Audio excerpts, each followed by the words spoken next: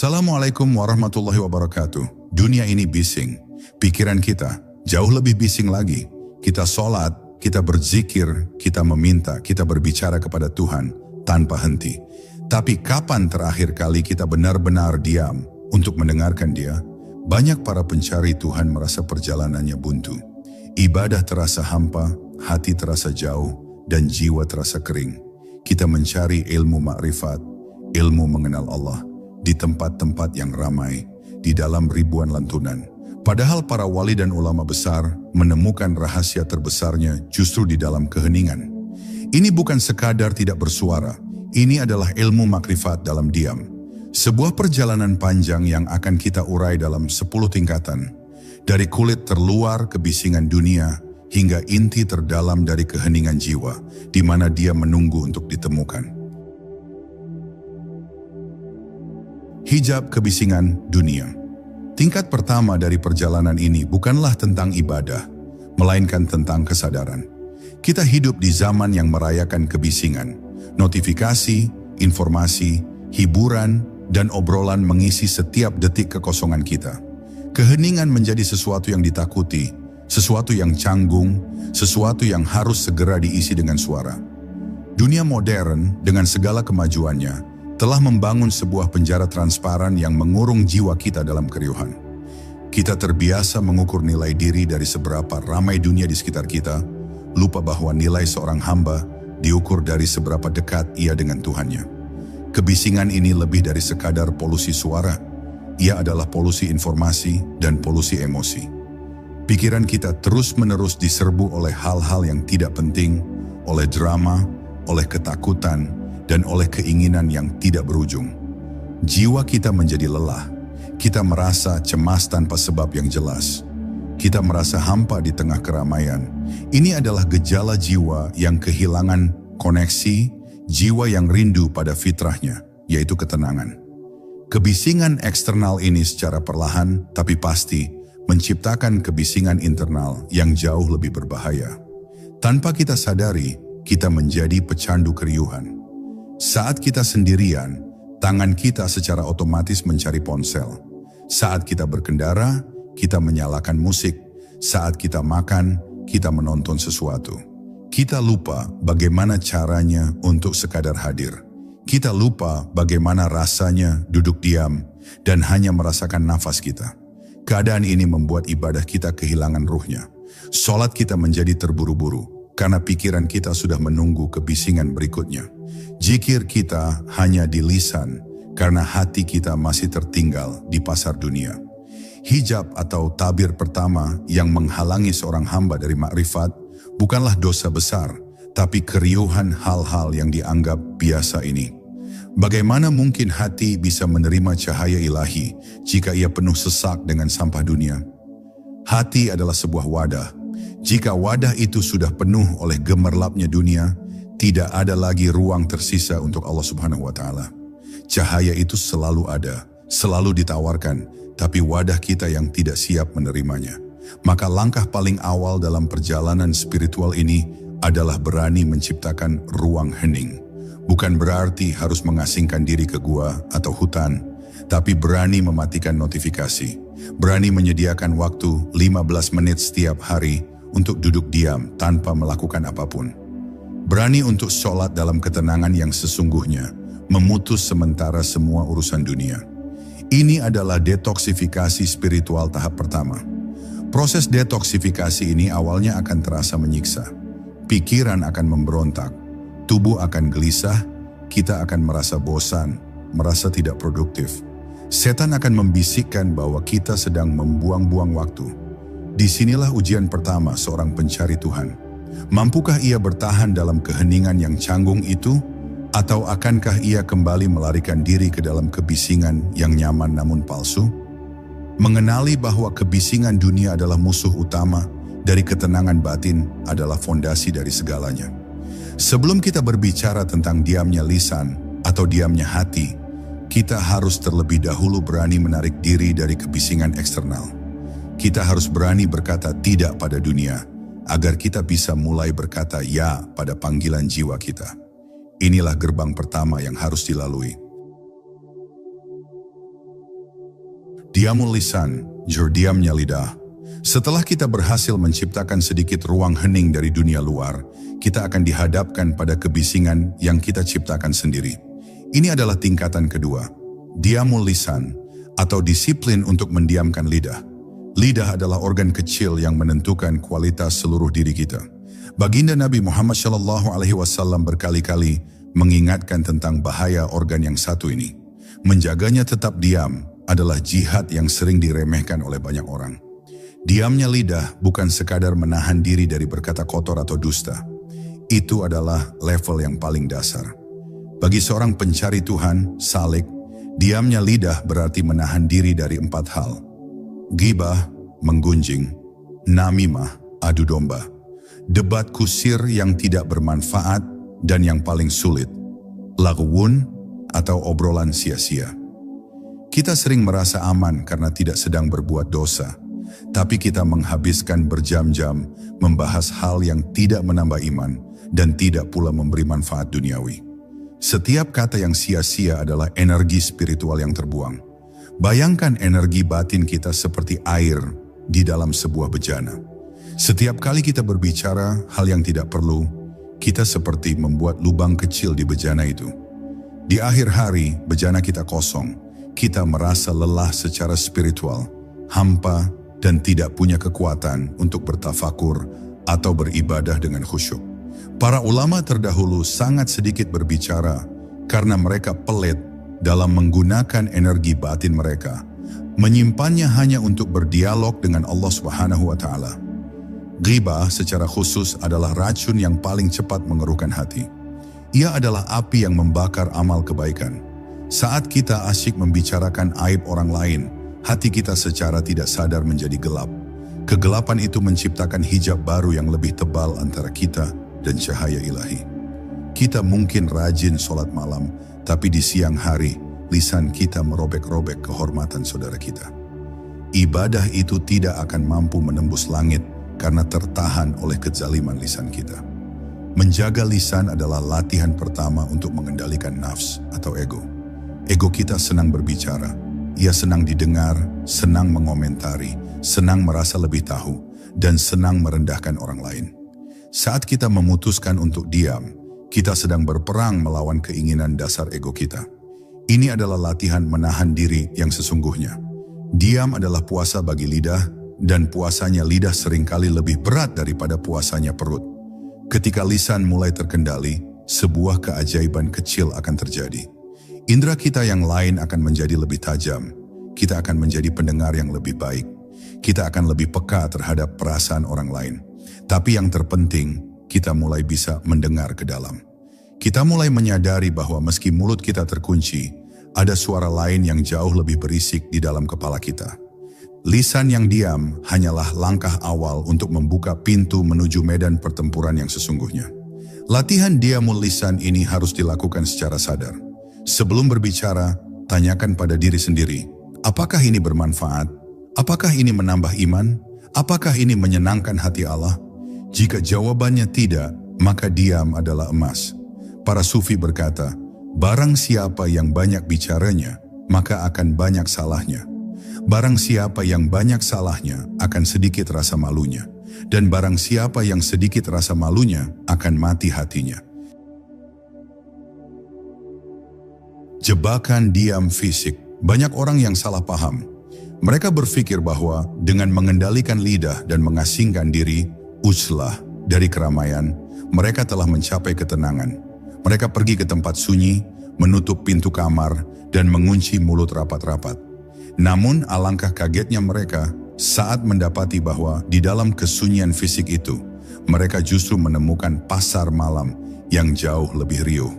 Ini adalah jebakan diam fisik, di mana kita menyadari bahwa musuh sebenarnya tidak pernah ada di luar. Musuh itu adalah haditsun nafs, atau bisikan jiwa kita sendiri. Inilah kebisingan level 3. Saat lisan diam, pikiran mengambil alih panggung. Ia melompat-lompat tanpa kendali seperti kera mabuk. Ia menyeret kita ke masa lalu, memutar ulang percakapan yang menyakitkan, memunculkan penyesalan yang sudah terkubur. Ia melempar kita ke masa depan, menciptakan skenario-skenario kecemasan, ketakutan akan kemiskinan, ketakutan akan penyakit, dan ketakutan tidak diakui. Kebisingan pikiran ini jauh lebih melelahkan daripada kebisingan lisan. Pikiran kita terus-menerus mengadili, menganalisis, dan mengkhawatirkan. Ia menciptakan dialog-dialog imajiner. Kita berdebat dengan orang yang tidak ada di hadapan kita. Kita merencanakan balas dendam atas sakit hati yang terjadi bertahun-tahun lalu. Kita menyusun skenario kesuksesan yang membanggakan ego kita. Semua ini terjadi di dalam tempurung kepala kita, dalam keheningan fisik yang kita ciptakan. Inilah yang membuat banyak orang gagal dalam meditasi atau tafakur. Mereka tidak tahan dengan isi kepala mereka sendiri. Mereka lari kembali ke kebisingan dunia, karena kebisingan dunia, seperti musik atau tontonan, setidaknya bisa menutupi sementara kebisingan batin mereka. Mereka tidak sadar bahwa satu-satunya jalan keluar adalah dengan menembus kebisingan batin itu, bukan lari darinya. Tempat sunyi atau uzlah itu bukanlah tujuan, ia adalah laboratorium. Ia adalah sebuah ruangan kedap suara yang kita ciptakan agar kita bisa mengobservasi dengan jelas betapa kacaunya pikiran kita sendiri. Tanpa gangguan eksternal, kita dipaksa untuk berhadapan langsung dengan sampah-sampah yang selama ini kita sembunyikan di bawah karpet kesibukan. Ini adalah fase yang sangat tidak nyaman, namun sangat penting. Di fase inilah kita menyadari bahwa kita bukanlah pikiran kita. Kita adalah kesadaran yang mengamati pikiran itu. Kesadaran inilah yang harus kita latih. Kita belajar untuk tidak lagi terseret oleh setiap pikiran yang muncul. Kita belajar untuk hanya mengamatinya seperti mengamati awan yang berlalu di langit. Awan itu datang dan pergi, tapi langit, kesadaran kita, tetap utuh, tenang, dan tidak terpengaruh. Maka diam fisik adalah sebuah ujian. Apakah kita akan kalah oleh hadisun nafs dan kembali ke keriuhan? Ataukah kita akan bertahan, mengamati, dan mulai membersihkan pasar malam di dalam kepala kita? Hanya jika kita bertahan, kita bisa melangkah ke tingkatan berikutnya, yaitu mendiamkan sumber dari segala kebisingan pikiran itu. Sumber itu letaknya ada di dalam hati. Diamul qalbi, diamnya hati. Jika kebisingan pikiran, hadisun nafs, adalah riak-riak di permukaan, maka kebisingan hati, qalb, adalah badai yang ada di dasarnya. Inilah tingkatan keempat, diamul qalbi. Hati dalam terminologi spiritual bukanlah organ fisik. Ia adalah pusat kesadaran, tempat bersemayamnya iman, cinta, dan juga hawa nafsu. Mendiamkan hati adalah pekerjaan yang jauh lebih sulit daripada mendiamkan lisan atau pikiran. Ini adalah inti dari jihad melawan hawa nafsu. Kebisingan hati bersumber dari dua hal, syahwat, keinginan duniawi, dan was-was, bisikan setan. Hati kita bising karena ia terus-menerus menginginkan sesuatu. Ia menginginkan pujian, ia menginginkan harta, ia menginginkan validasi, ia menginginkan kenyamanan. Setiap keinginan ini menciptakan getaran dan kegelisahan. Hati yang penuh dengan cinta pada dunia, hubud dunia, adalah hati yang tidak akan pernah tenang. Ia akan selalu merasa kurang, selalu merasa terancam, dan selalu gelisah. Setan memanfaatkan kegelisahan ini. Ia meniupkan was-was ke dalam hati yang sedang goyah. Ia membesar-besarkan ketakutan kita.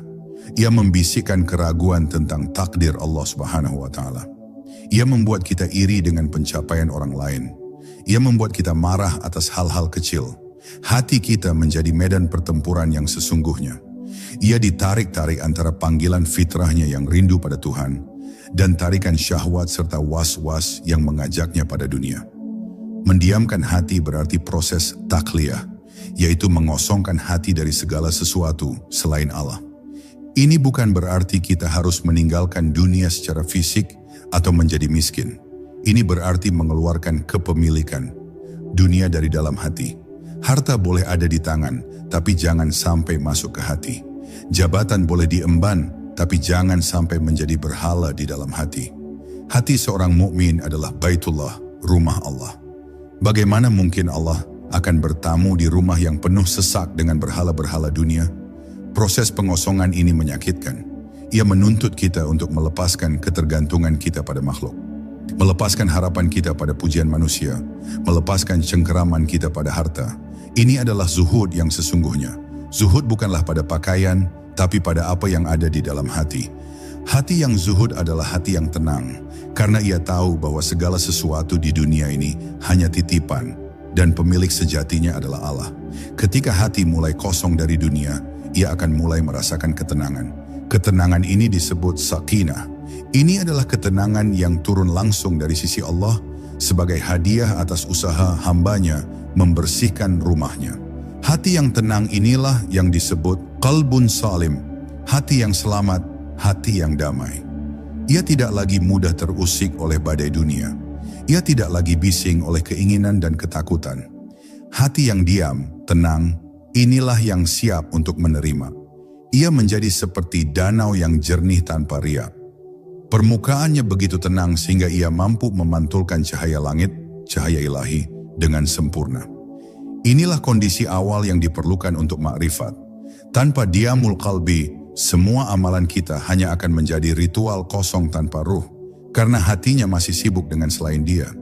Maka, tanyakan pada diri kita, seberapa bising hati kita, seberapa banyak dunia yang masih kita simpan di dalamnya. Membersihkan hati adalah pekerjaan seumur hidup. Ia membutuhkan istighfar yang tulus, penyesalan yang mendalam, dan tekad kuat untuk mengganti semua cinta dunia di hati kita hanya dengan cinta kepadanya. Diamul fikar, diamnya pikiran analitis. Setelah hati mulai tenang dari gejolak syahwat, ada satu lagi lapisan kebisingan yang sangat halus namun sangat kuat. Ini adalah kebisingan fikr atau pikiran analitis. Ini adalah level kelima. Jika hati bising karena keinginan, maka pikiran, fikr, bising karena keraguan dan analisis berlebih. Ini adalah kebisingan intelektual. Hati mungkin sudah pasrah, tapi akal masih terus bertanya, bagaimana? Kenapa? Apakah ini logis? Disinilah letak perbedaan besar antara ilmu, pengetahuan, dan makrifat, pengetahuan batin. Ilmu didapat melalui akal dan analisis. Makrifat didapat melalui hati, qalb, dan penyaksian, musyahadah. Akal kita yang terbiasa dengan logika sebab akibat dunia material akan kesulitan saat berhadapan dengan realitas spiritual. Ia ingin memahami zat Allah. Ia ingin mengukur takdir. Ia ingin memasukkan Tuhan ke dalam kotak logikanya. Kebisingan pikiran analitis ini seringkali menjadi hijab bagi orang-orang pandai. Mereka terjebak dalam arogansi intelektual.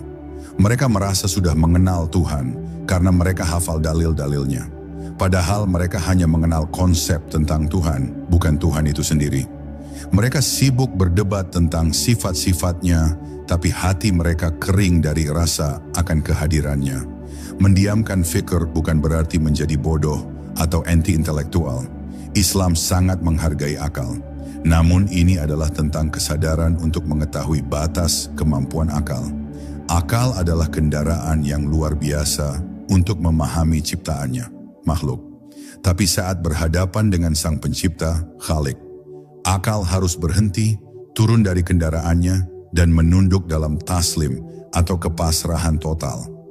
Akal harus mengakui kelemahannya. Perjalanan spiritual adalah perjalanan iman. Dan iman dimulai di titik di mana logika berhenti. Diamul fikr adalah kondisi di mana pikiran analitis kita menyerah. Ia berhenti mencoba mencari tahu Tuhan. Ia beralih fungsi dari menganalisis menjadi merenung, tafakur. Tafakur yang dimaksud di sini bukanlah memikirkan zatnya, yang mana itu dilarang, tapi merenungi kebesaran ciptaannya sebagai tanda kehadirannya. Ini adalah proses melepaskan kendali. Kita terbiasa mengendalikan hidup kita dengan pikiran kita. Diamul fikr meminta kita untuk melepaskan kendali itu dan menyerahkannya sepenuhnya pada Sang Sutradara. Kita berhenti menganalisis kenapa musibah ini terjadi dan mulai menerima dengan ini adalah kehendaknya dan aku ridha. Ini adalah puncak dari tawakal. Ketika pikiran analitis ini diam, hati qalb mengambil alih kepemimpinan. Akal menjadi menteri yang tunduk pada raja, yaitu hati yang sudah diterangi cahaya iman. Hati tidak lagi bertanya, kenapa? Hati hanya merasakan. Ia merasakan kehadiran, ia merasakan cinta, ia merasakan ketenangan. Ini adalah ilmu yakin, ilmu yang pasti, yang beralih menjadi ainul yakin, penyaksian yang pasti. Maka latihlah akal kita untuk diam di hadapan keagungannya. Saat sholat, jangan analisis bacaannya, tapi rasakan dialognya. Saat menerima takdir, jangan analisis untung ruginya, tapi terima ketetapannya. Inilah pintu untuk beralih dari sekadar tahu tentang Tuhan, menjadi mengenal Tuhan. Peran zikir dalam keheningan. Lalu bagaimana cara praktis untuk mendiamkan lisan, hati dan pikiran yang begitu bising? Jawabannya terletak pada amalan yang sering disalahpahami. Zikir atau mengingat Allah. Ini adalah tingkatan keenam. Zikir bukanlah membuat suara di tengah keheningan. Zikir adalah mengganti semua suara bising di dalam diri kita dengan satu suara yang paling menenangkan, namanya. Pada tahap awal kita melakukan zikir lisan, zikir di lidah. Lidah kita yang terbiasa berbicara sia-sia. Bab 2, kini kita paksa, kita disiplinkan untuk mengucapkan kalimat-kalimat thayyibah. Subhanallah, Alhamdulillah, La ilaha illallah. Ini adalah latihan untuk mengendalikan lidah. Meski hati dan pikiran kita mungkin masih berkelana, lisan kita tetap basah oleh namanya. Ini adalah langkah awal yang sangat penting. Namun tujuan sesungguhnya bukanlah zikir lisan. Tujuannya adalah zikir qalbi, zikir di dalam hati. Ini adalah level zikir yang berfungsi untuk mendiamkan kebisingan hati, bab 4, dan kebisingan pikiran, bab 5. Hati yang terus-menerus mengingat Allah tidak akan punya ruang lagi untuk mengingat dunia. Zikir qalbi adalah penjaga gerbang hati. Setiap kali ada was-was setan atau keinginan duniawi yang mau masuk, zikir qalbi mengusirnya.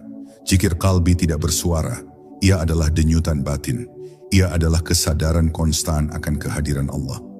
Hati itu berzikir Allah, Allah, Allah dalam setiap tarikan nafas. Bahkan ketika lisan kita sedang berbicara urusan dunia, ini adalah kondisi hadir bersama Allah. Para sufi melatih ini hingga zikir itu menjadi otomatis, seperti detak jantung. Ia terus berlangsung bahkan saat mereka tidur. Saat zikir qalbi ini sudah menguasai hati, ia akan mulai membersihkan. Zikir adalah alat pemoles, sakol, bagi cermin hati yang kotor. Hati yang tadinya bising oleh syahwat dan keraguan, perlahan-lahan menjadi jernih. Kebisingan itu tidak dihilangkan, tapi digantikan. Suara dunia diganti dengan suara Allah. Suara kecemasan diganti dengan suara la haula wa la quwwata illa billah. Dalam konteks ilmu diam, zikir adalah kebisingan suci yang kita gunakan untuk mengalahkan kebisingan kotor. Ini seperti menggunakan api untuk melawan api. Kita menggunakan fokus pada satu hal, yaitu Allah, untuk mengalahkan fokus pada banyak hal, yaitu dunia. Lama-kelamaan fokus pada satu hal ini akan membawa kita pada keheningan total, karena satu itu adalah sumber dari segala ketenangan. Jangan pernah meremehkan kekuatan zikir, meskipun awalnya terasa mekanis. Teruslah berzikir dengan lisan, sambil berusaha menghadirkan hati. Mohon kepada Allah agar zikir itu turun dari lisan ke dalam hati.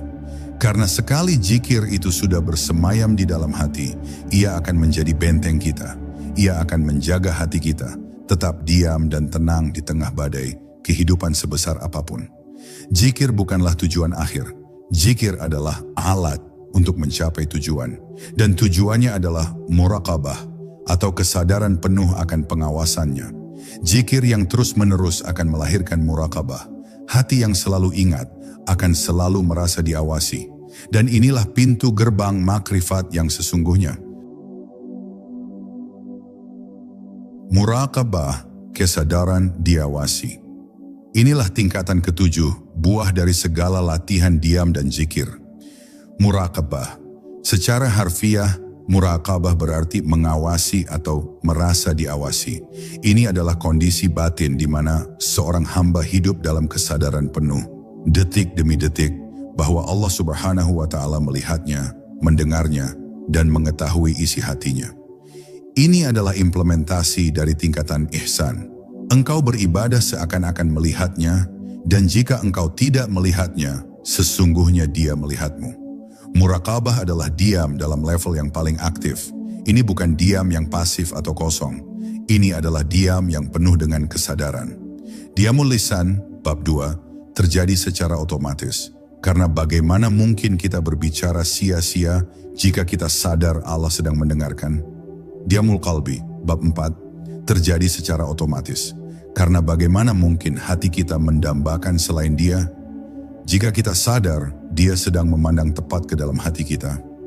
Dalam keadaan muraqabah, seorang hamba menjadi penjaga atas dirinya sendiri. Ia menjaga matanya dari pandangan haram, karena ia sadar mata ini adalah amanah dari Yang Maha Melihat.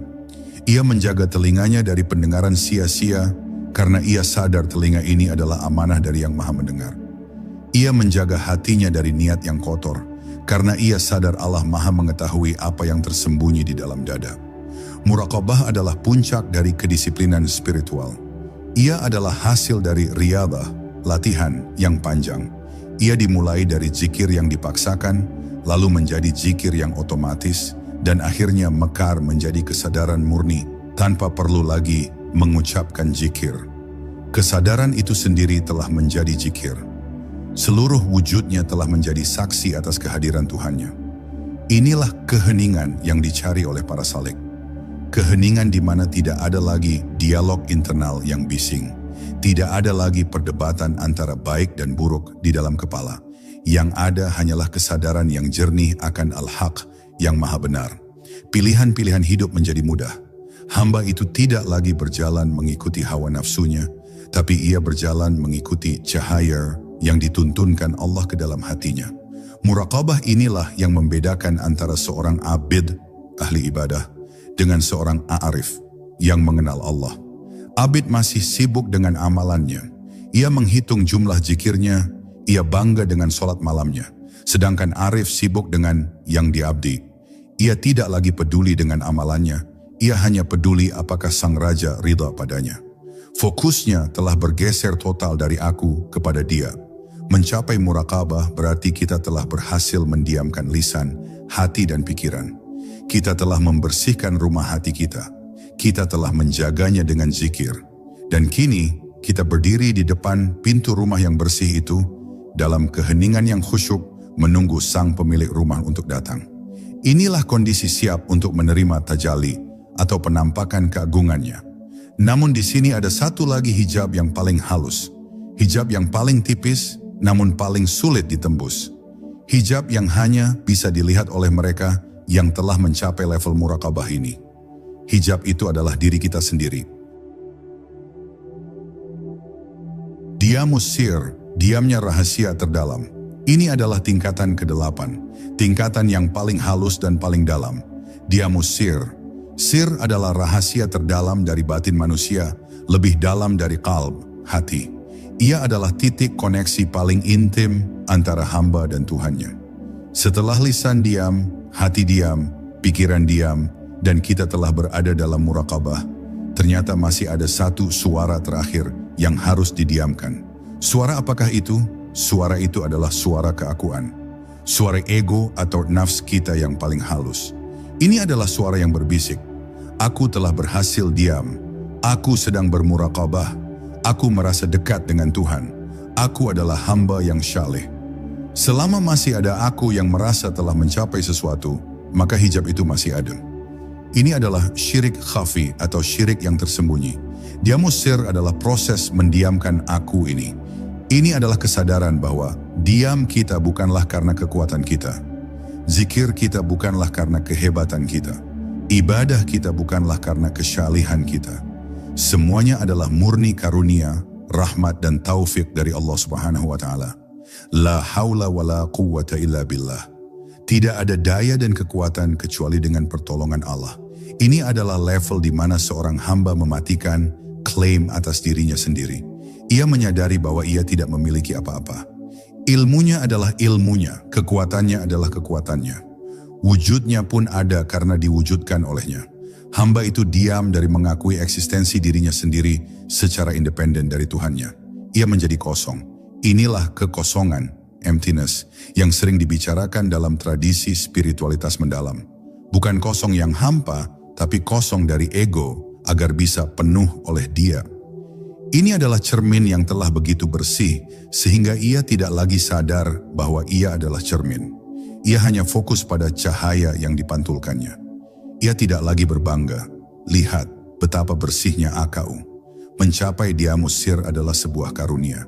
Ia tidak bisa diusahakan hanya dengan teknik. Ia adalah buah dari kepasrahan total taslim dan cinta mahabbah yang membara. Cinta yang begitu besar kepada Allah sehingga sang hamba rela meleburkan keakuannya di dalam keagungannya. Ia tidak lagi meminta surga, ia tidak lagi takut neraka. Yang ia inginkan hanyalah Dia. Inilah makna dari mati sebelum mati, yaitu matinya nafs dan ego, matinya klaim-klaim diri. Ketika sir atau rahasia batin terdalam ini telah diam dari keakuan, maka tidak ada lagi yang tersisa. Tidak ada lagi dua wujud yang terpisah, aku dan Tuhan. Yang ada hanyalah Tuhan yang disaksikan oleh hamba yang telah fana, lenyap dari dirinya sendiri. Ini adalah pintu gerbang terakhir menuju makrifat. Keheningan total dari lisan, hati, pikiran, dan bahkan dari eksistensi diri kita sendiri.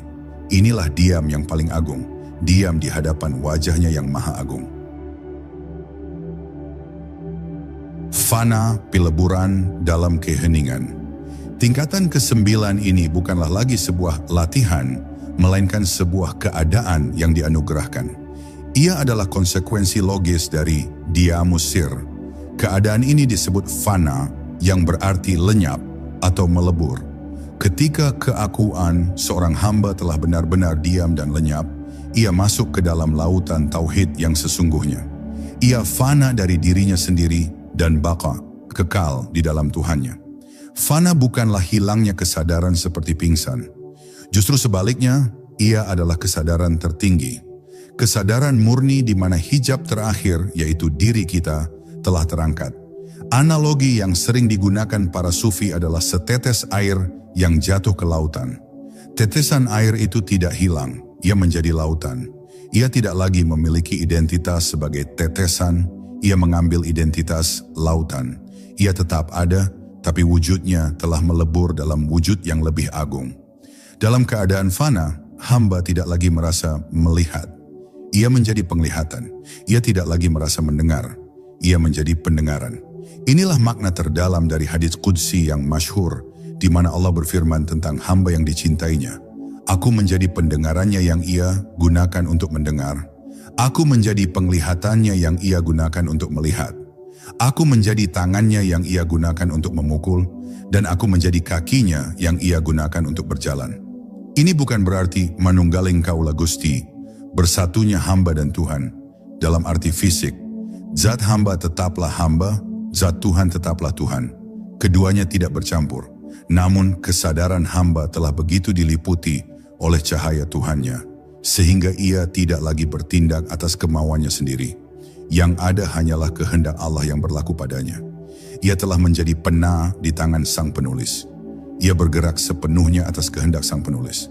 Keheningan dalam fana adalah keheningan absolut. Tidak ada lagi lisan, hati, pikiran, atau sir yang perlu didiamkan, karena semuanya telah diam secara alami. Yang ada hanyalah penyaksian, musyahadah.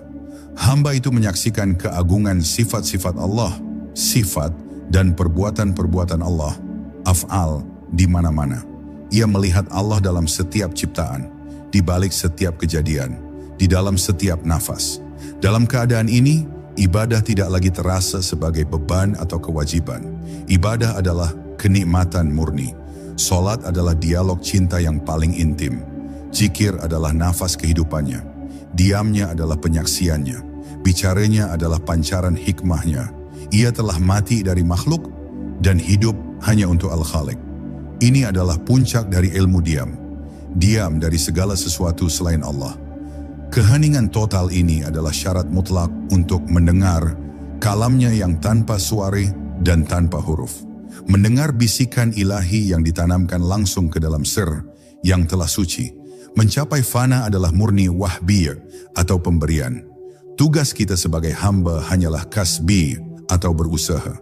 Tugas kita adalah membersihkan cermin hati kita, bab 1 sampai bab 8. Adapun kapan cahaya itu akan memantul, itu adalah hak prerogatif sang pemilik cahaya.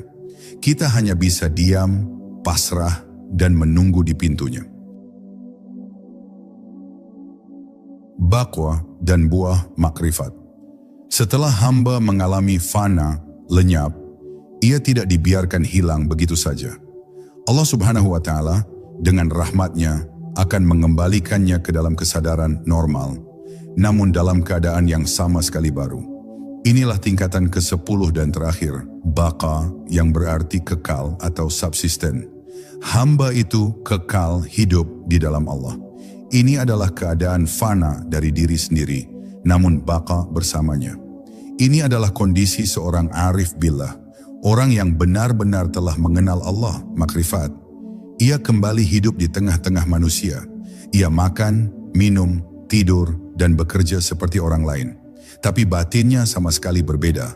Ia ada di dunia, tapi hatinya tidak ada di dunia. Hatinya senantiasa hadir bersama Tuhannya. Ia melihat dunia, tapi yang ia saksikan adalah Allah. Inilah buah sesungguhnya dari ilmu diam, buah dari makrifat. Orang yang telah mencapai level ini, diamnya adalah hikmah dan bicaranya adalah hikmah. Diamnya adalah ibadah karena dalam diamnya ia sedang bertafakur dan menyaksikan keagungannya. Bicaranya adalah ibadah karena ia hanya berbicara atas tuntunan cahaya ilahi untuk memberi petunjuk atau menebar kasih sayang. Ia telah menjadi rahmat bagi sekitarnya. Orang seperti ini telah selesai dengan dirinya sendiri. Ia tidak lagi mencari pujian manusia, karena pujian terbesar telah ia dapatkan dari ridha Tuhannya.